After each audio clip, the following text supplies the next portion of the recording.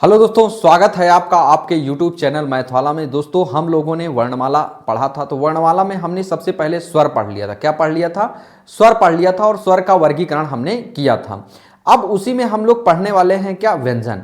तो दोस्तों, ये टॉपिक बहुत अच्छे टॉपिक हैं। इसमें से अगर आप इसको पढ़ लेते हैं 2-3 नंबर आना आपका श्योर हो जाता है। दोस्तों, आइए बिना देरी किए हुए हम लोग क्लास को स्टार्ट करते हैं। यह क्लास यूपी टेट के लिए पर्सनली बनाई गई है। तो दोस्तों, हम लोग शुरू करते हैं। सबसे पहले डालते हैं व्यंजन। व्यंजन क्या होते हैं?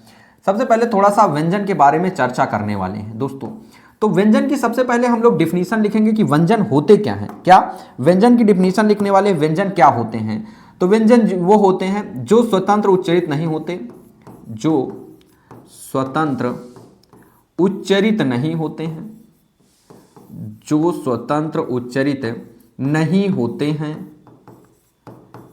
नहीं होते हैं, जिनके उच्चारण के लिए, जिनके उच्चारण के लिए, जिनके उच्चारण के लिए, जिनके उच्चारण के लिए स्वर की आवश्यकता होती है, स्वर की आवश्यकता होती है, स्वर की आवश्यकता होती है, उसे हम लोग क्या कहते हैं? उसे हम लोग व्यंजन कहते हैं। तो एक बार फिर से रिकॉल करते हैं। व्यंजन वे होते हैं जो स्वयं उच्चरित नहीं होते, जिनके उच्चारण के लिए स्वर की आवश्यकता होती है। उन्हें हम लोग क्या बोलने वाले हैं? उन्हें हम लोग व्यंजन बोलने वाले हैं। दोस्तों, टोटल व्यंजन होते कितने हैं? अगर आपसे पूछा जाएगा कि व्यंजन कितने होते हैं, आपसे अगर यह क्वेश्चन पूछा जाएगा कि व्यंजन कितने होते हैं, व्यंजन कितने होते हैं, व्यंजन कितने होते हैं, होते हैं, तो आप इसमें क्या लिखने वाले हैं? अगर आपसे पूछा जाएगा व्यंजन कितने होते हैं, तो आपको लिखना है कितने होते हैं? 33। ठीक है, कितने होते हैं? 33। अगर आपसे इसमें पूछा जाएगा कि स्वर कितने होते हैं, स्वर कितने होते हैं, स्वर कितने होते हैं, आपसे बेसिकली ऐसे पूछा जाएगा, बिल्कुल इजी लैंग्वेज में, स्वर कितने होते हैं, तो आप स्वर कितने लिखने वाले हैं? 11। क्या लिखने वाले हैं? 11। अगर आपसे पूछा जाए अयोग वाह कितने होते हैं, क्या अयोग वाह कितने होते हैं, अयोग वाह कितने होते हैं, कितने होते हैं? अगर आपसे अयोग वाह पूछा जाएगा तो अयोग वाह कितने होते हैं? अयोग वाह होते हैं आपके 2। कौन कौन से होते हैं तो अभी हम आपको आगे बताने वाले हैं। अयोग वाह डा और ढा होते हैं। ठीक है। अगर आपसे पूछा जाए संयुक्त व्यंजन कितने होते हैं, क्या संयुक्त व्यंजन कितने होते हैं, संयुक्त व्यंजन कितने होते हैं, संयुक्त व्यंजन कितने होते हैं? तो आप इसका आंसर कितना लगाने वाले हैं? संयुक्त व्यंजन अगर आपसे पूछा जाएगा तो आप इसका आंसर 4 लगाने वाले हैं। 4 2 6। आप अब क्या करने वाले हैं? संयुक्त व्यंजन हो गया, अयोग वाह हो गया, अंक और आहा।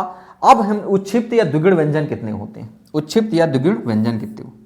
उत्क्षिप्त,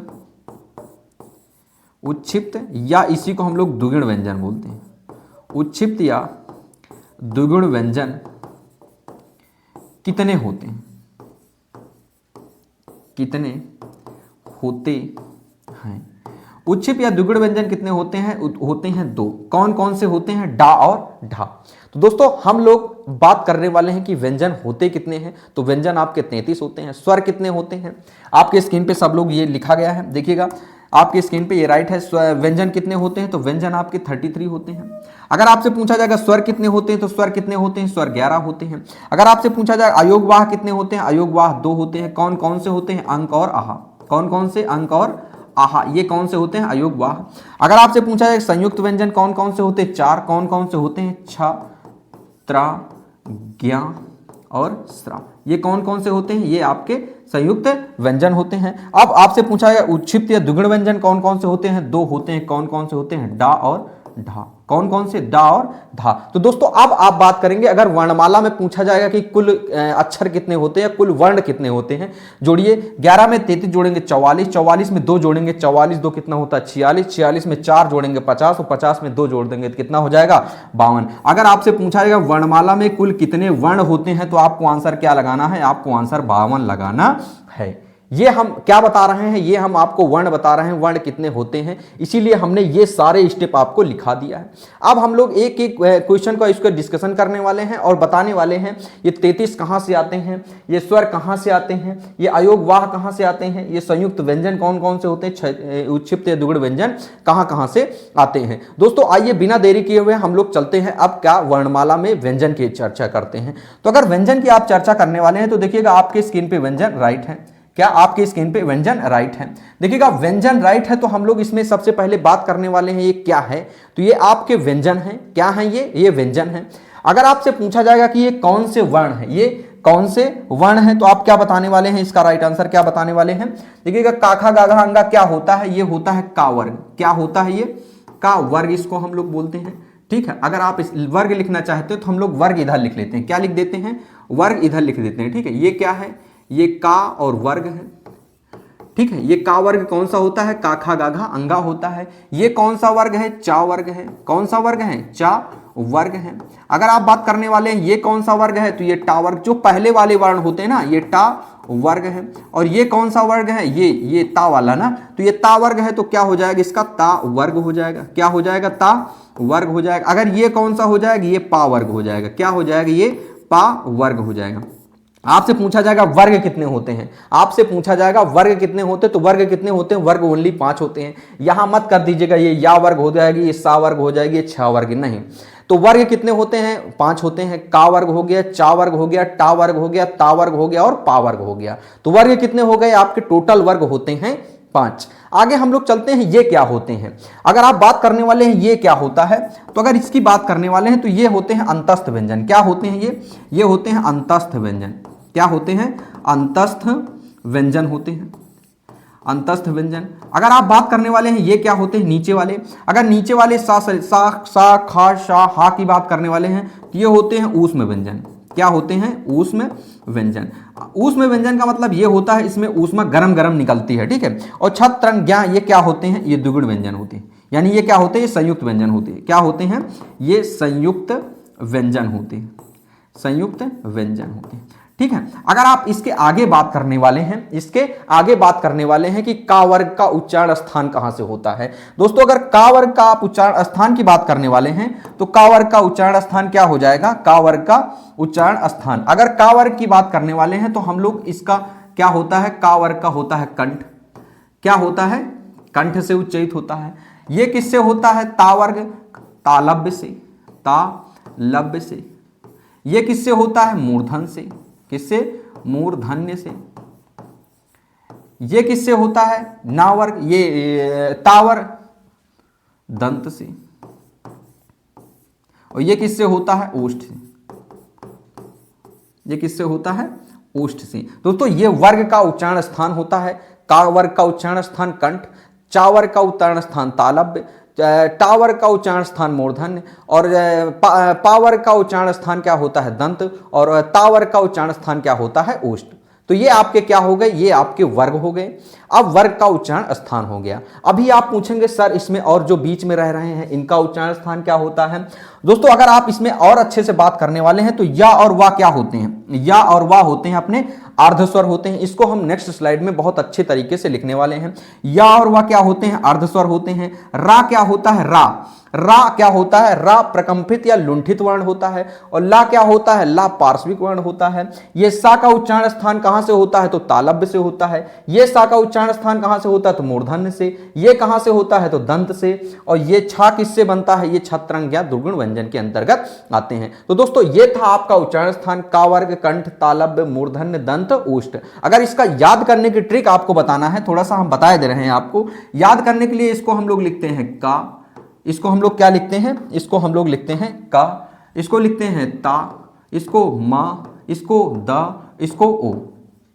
अगर आप इसको लिख लेंगे तो आपको आसानी से याद हो जाएगा कत मद ओ, कत मद ओ, कत मद ओ। 10 बार आप इसको रिवाइज करेंगे आपको याद हो जाएगा। ये क्या है हम बता रहे हैं, ये कहीं लिखा नहीं हुआ है, ये हम आपको अपनी ट्रिक बता रहे हैं जिससे हम याद किए हैं। वैसे आप लोग भी इसको याद कर लीजिएगा, बहुत आसानी समझ में आ जाएगी।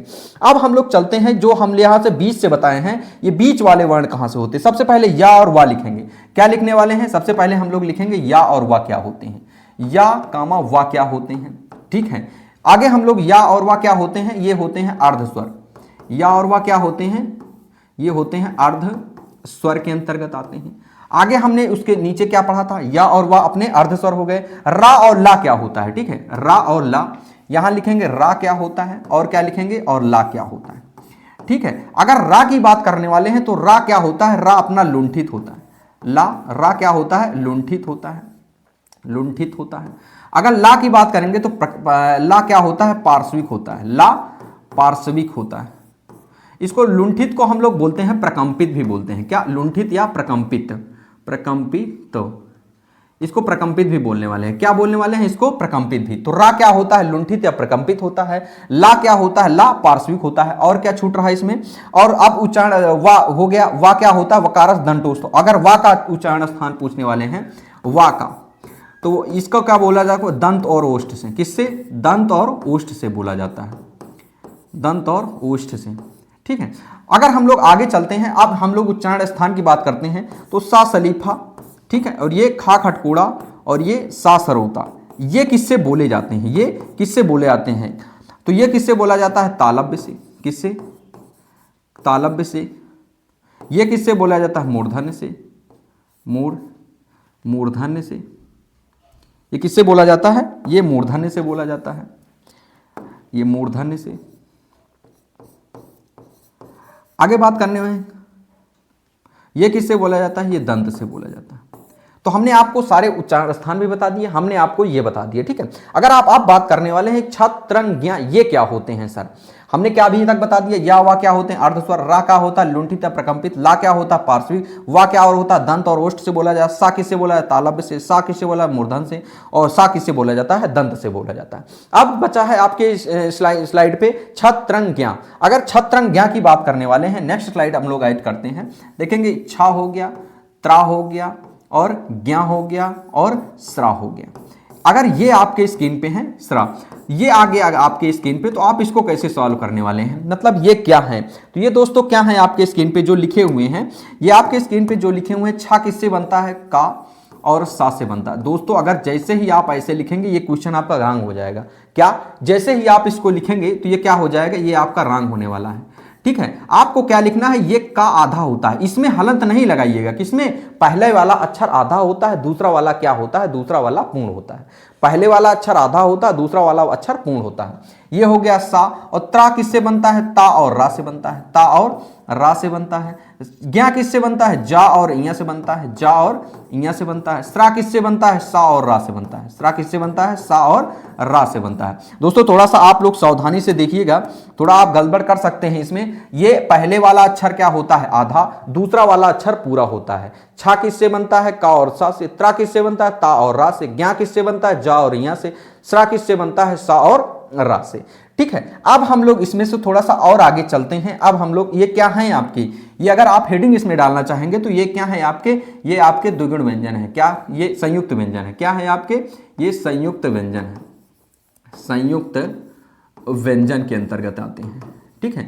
संयुक्त व्यंजन कौन कौन से हैं, संयुक्त व्यंजन 4 हैं, छत्रंज्ञा। आगे हम लोग इसमें चलते हैं, अब लिखते हैं अयोगवाह कौन कौन से होते हैं। आगे क्या लिखेंगे आपकी स्क्रीन पे, अयोगवाह कौन कौन से होते हैं। अगर आप अयोगवाह की बात करने वाले हैं, क्या बात करेंगे, अयोगवाह। तो अयोगवाह, तो अयोगवाह कौन कौन से होते हैं, तो अयोगवाह होते हैं अंक और रहा, हमने आप अभी को बता दिया। क्या होते हैं, अंग और रहा, ये क्या होते हैं, अयोगवाह। अगर आप क्या बात करने वाले हैं, द्विगुण व्यंजन की, द्विगुण व्यंजन की, द्विगुण व्यंजन की बात करने वाले हैं, तो द्विगुण व्यंजन कौन कौन से होते हैं, तो द्विगुण व्यंजन होते हैं डा और ढा। क्या होते हैं, डा और ढा, ये क्या होते हैं, ये आपके द्विगुण व्यंजन के अंतर्गत आने वाले हैं। आगे अगर आप देखेंगे तो अमानक वर्ण कौन कौन से होते हैं। क्या, अमानक वर्ण, अमानक वर्ण। अमानक वर्ण का मतलब यह होता है दोस्तों, जो बहुत पहले प्रचलित थे लेकिन आज समय में नहीं है, इन्हें हम लोग क्या कहते हैं, इन्हें हम लोग अमानक वर्ण बोलते हैं। तो अमानक वर्ण में होता है जो ड़ा होता है, इसको पहले बोला जाता था ऐसे, जो ड़ा था किसको बोला जाता है ऐसे, और भा भट्ठी को कैसे, इस झा झन्ना को कैसे बोला जाता है ऐसे, और प्रा, ऐसे प्रा को क्या बोला जाता है आ। ये आपके क्या हैं, ये आपके अमानक वर्ण है। आप इसको ऐसे ही याद करिएगा। मतलब अमानक वर्ण कौन कौन से होते हैं, तो अमानक वर्ण 3 होते हैं। अगर ड़ा को बोलना है तो आप यह बोल लेंगे, झा को बोलना है तो ये बोलेंगे, अगर प्रा आ को बोलना है तो ये बोलने वाले।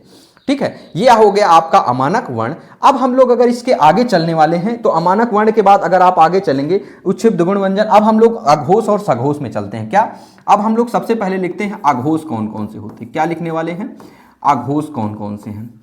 अगर अघोष की आप बात करने वाले हैं और हम लोग लिख लेंगे सघोष, अघोष और सघोष। सघोष के भी हम लोग क्या बोलते हैं, घोष। ठीक है, अब थोड़ा सा अच्छे से देखिएगा अघोष क्या होता है और सघोष क्या होता है।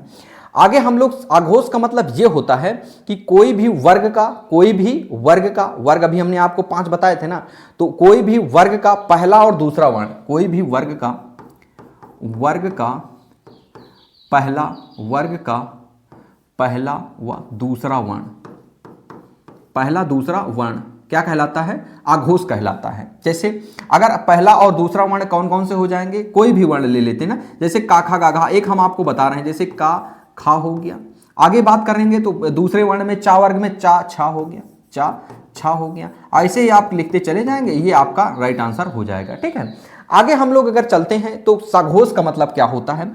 सघोष का मतलब ये होता है कोई वर्ग का, कौन सा वर्ग, तीसरा चौथा पांचवा वर्ग, कोई भी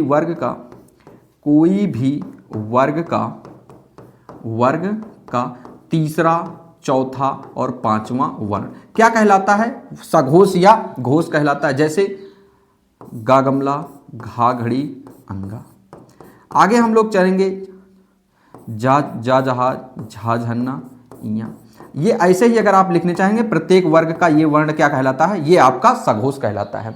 आगे हम लोग चलते हैं कि स्वर क्या होते हैं। दोस्तों सभी स्वर क्या होते हैं, सभी स्वर क्या होते हैं, सभी स्वर क्या होते हैं, सभी स्वर सघोष होते हैं। सभी स्वर क्या होते हैं, सभी स्वर सघोष होते हैं। दोस्तों अब आप बात करेंगे अंतस्थ व्यंजन या ऊष्म व्यंजन क्या होते हैं। ठीक है, अंतस्थ व्यंजन या ऊष्म व्यंजन। तो सभी स्वर सघोष होते हैं, या रा लावा अल्प प्राण सघोष होते हैं, या रा लावा अल्प प्राण सघोष। तो या रा लावा, या रा ला और वा, यारा लावा क्या होते हैं, अल्प प्राण और सघोष होते हैं। यारा लावा अल्प प्राण और सघोष। तो यहां ये क्या है, यारा लावा। यारा लावा का मतलब क्या होता है, अंतस्थ व्यंजन। कौन कौन से अंतस्थ व्यंजन क्या होते हैं, अंतस्थ व्यंजन आपके क्या होते हैं, अंतस्थ व्यंजन सघोष होते हैं। क्या होते हैं अंतस्थ व्यंजन, अंतस्थ व्यंजन सघोष के अंतर्गत आने वाले हैं। अगर अघोष की बात करेंगे तो ऊष्म व्यंजन, कौन कौन से, ऊष्म व्यंजन। ठीक है, ऊष्म व्यंजन। अगर आप ऊष्म व्यंजन की बात करने वाले हैं तो ऊष्म व्यंजन कौन कौन से होते हैं, सा सलीफा, खा खटकोड़ा और सा सरौता। अब बताइए एक क्वेश्चन आप फंस गए, हा हल कहाँ होता है, हा हल कहाँ होता है। जैसे ही आप हा हल यहां लिख देंगे जो क्वेश्चन रॉन्ग हो जाएगा। तो हा हल कहाँ होता है, अगर हा हल की आप बात करने वाले हैं तो हा हल भी यही होता है दोस्तों, ये होता है अपवाद। हा हल क्या होता है, हा हल होता है अपवाद। आपसे पूछा जाएगा ऊष्म व्यंजन अघोष होते हैं, आप बता देंगे सही। जैसे ही आप सही बताएंगे क्वेश्चन आपका रॉन्ग हो जाएगा। हा हल क्या होता है, हा हल होता है सघोष। क्या होता है, हा हल सघोष। तो दोस्तों एक बार फिर से रिकॉल करते हैं, ये सारे अघोष और सघोष इतने ही हैं आपके, हमने आपको बहुत अच्छी ट्रिक से बता दिया। दोनों पहले हेडिंग डाला हमने अघोष और क्या डाला हेडिंग, सघोष डाल दिया। अब हम उसके बाद क्या किए थे, इसके बाद हमने इसको डिफाइन किया था काखा गाघा में क्या किया था, पहला वर्ण और दूसरा वर्ण क्या होता है, अघोष होता है। तीसरा चौथा पांचवा वर्ण क्या होता है, सघोष होता है। सभी स्वर क्या होते हैं, सभी स्वर सघोष होते हैं। यारा लावा हा क्या होते हैं, यानी यारा लावा अल्प प्राण सघोष होते हैं। तो अल्प प्राण सघोष यानी अंतस्थ व्यंजन। यारा लावा है क्या, अंतस्थ व्यंजन। और एक हा होता है, अपवाद होता है। ऊपर वाले को आप लोग याद करिएगा। मिलते हैं दोस्तों, अब हम लोग चलते हैं नेक्स्ट में। क्या चलने वाले हैं नेक्स्ट में, अब हम लोग पढ़ने वाले हैं अल्प प्राण क्या होता है और महाप्राण क्या होता है। आगे नेक्स्ट स्लाइड पे देखते हैं हम लोग क्या हेडिंग डालने वाले हैं, अल्प प्राण। क्या हेडिंग डालने हैं, अल्प प्राण। दोस्तों आप लोग भी इसका नोट बनाते चलिए ना, जैसे ही आप नोट बना लेंगे, आप रिवीजन करेंगे ना, आपको एकदम अच्छे से कंठस्थ हो जाएगा। दोस्तों अल्प प्राण क्या होता है और हम लोग महाप्राण का क्या होता है, महाप्राण क्या होता है। तो दोस्तों अगर अल्प प्राण की आप बात करेंगे तो अल्प प्राण क्या होता है, नंबर दूसरा महाप्राण क्या होता है। तो अल्प प्राण क्या होता है, अल्प प्राण होता है किसी भी वर्ण का पहला तीसरा पांचवा अक्षर, किसी भी वर्ग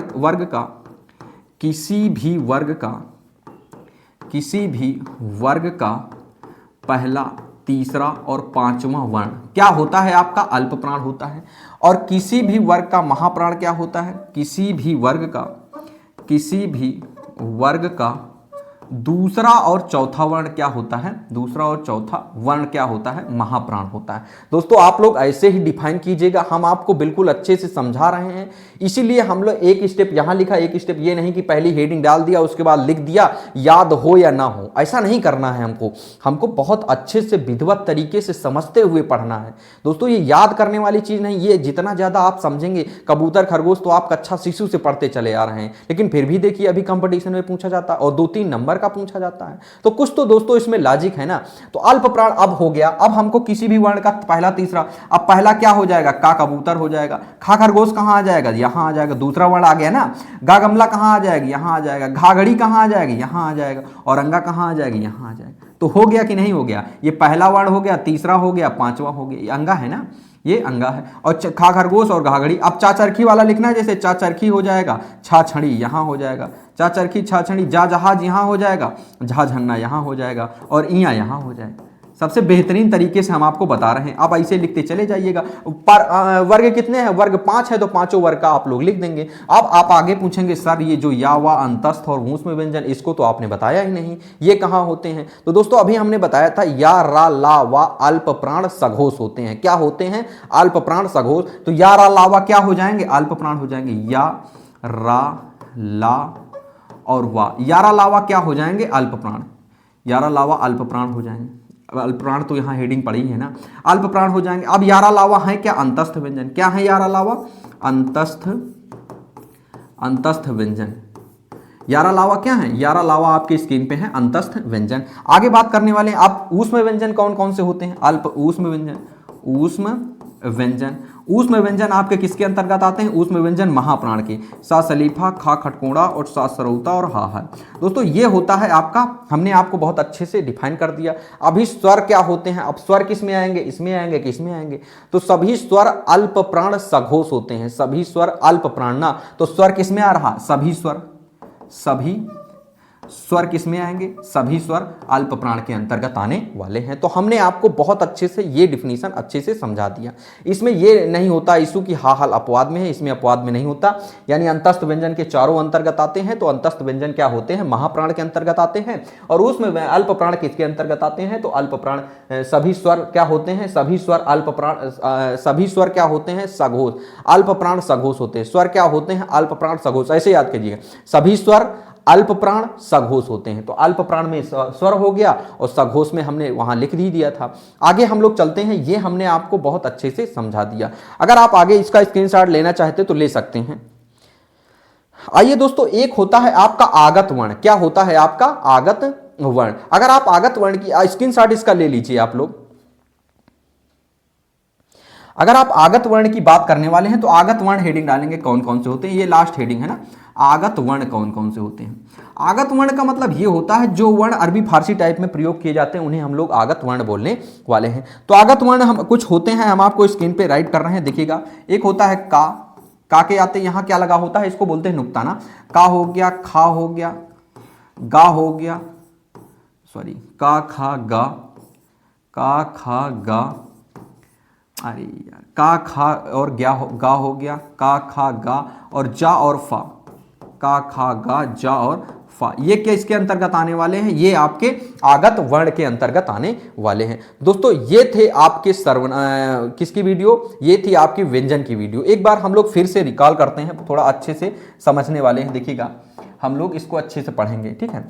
अगर आपके स्क्रीन पे ये था तो देखिएगा, ये देखे थे हम लोग वर्णमाला पढ़े थे, तो का वर्ग, ये जो उच्चारण स्थान सारा हमने इसको अच्छे से अध्ययन कर लिया था। दोस्तों वीडियो बनाने का मकसद ये है कि आपको बहुत आसानी से समझाया जाए। बहुत सारी वीडियो आपको मिलेंगे, लेकिन ऐसी वीडियो पाने के लिए दोस्तों ओनली फॉर ओनली मैथ वाला इंस्टीट्यूट ही आपको प्रोवाइड कर सकता है।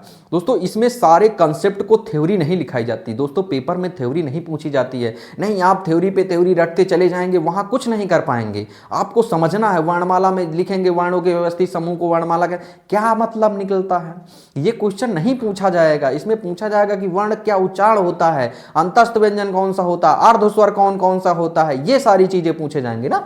अगर ये क्वेश्चन पूछा गया, उसके बाद हमने क्या पढ़ा था, यारा लावा अर्धस्वर होते हैं, या और वा राग लुंठित प्रकंपित ला वा सा सा पूरा हमने आपको बता दिया था। नेक्स्ट हमने बताया था कि संयुक्त व्यंजन कौन कौन से होते हैं, उसके बाद हमने बताया था अयोग वाह कौन कौन से होते हैं, द्विगुण व्यंजन कौन कौन से होते हैं, अमानक वर्ण कौन कौन से होते हैं, ठीक है। उसके बाद हमने आपको बता दिया था अघोष क्या होता है और सघोष क्या होता है। आगे हमने नेक्स्ट स्लाइड में आपको बता दिया अल्प प्राण क्या होता है और महाप्राण क्या होता है। आगे हमने आपको बता दिया था कि आगत वर्ण क्या क्या होते हैं। दोस्तों आगे हमने ये आपको बताया थे, थोड़ा सा व्यंजन के बारे में थोड़ा सा अच्छे से डिफाइन किया था। दोस्तों ये थी हमारी व्यंजन में क्या बताए थे, ये आप लोग थोड़ा सा याद कर लीजिएगा। अगर व्यंजन पूछा जाता कितने होते हैं तो 52 आपको राइट आंसर अभी तक लगाना है। दोस्तों ये थी हमारी व्यंजन की क्लास। मिलते हैं दोस्तों नेक्स्ट वीडियो में। अगर आप स्वर की वीडियो नहीं देखें तो पीछे जाके देख सकते हैं। ये क्लास कैसी लगी आप लोग कमेंट बॉक्स में कमेंट करके बताइएगा। मिलते हैं दोस्तों नेक्स्ट वीडियो में। जय हिंद दोस्तों, थैंक यू।